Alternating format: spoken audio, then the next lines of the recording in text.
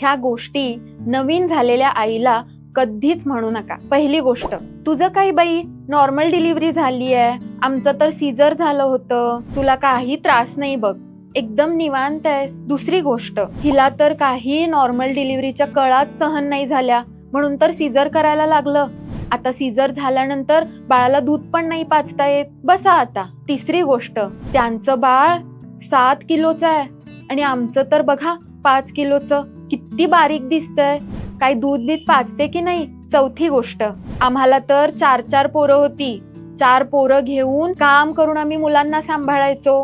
ह्यांना तर बाळाला 6 महिने झाले की ऑफिसला जायची घाई. पाचवी गोष्ट, बाळ सारखं रडते, म्हणजे बहुतेक हिचं दूधच पुरत नसेल, नक्कीच दूध पुरत नसणार आहे. सहावी गोष्ट, बाळ 1.5 वर्षाचं झालंय पण अजून सुद्धा हिचं वजन काही कमीच होत नाही.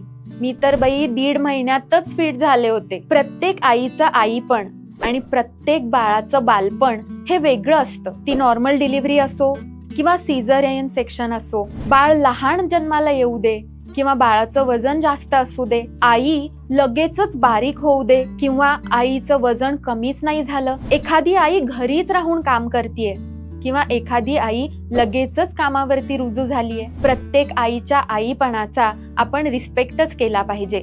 प्रत्येक आई शरीराने, मनाने खूप साऱ्या गोष्टीतून जात असते. आपलं साधंसं एक छोटंसं वाक्य सुद्धा तिच्या मनाला खूप लागू शकतं. त्यामुळे ह्या गोष्टी आवर्जून टाळा. धन्यवाद.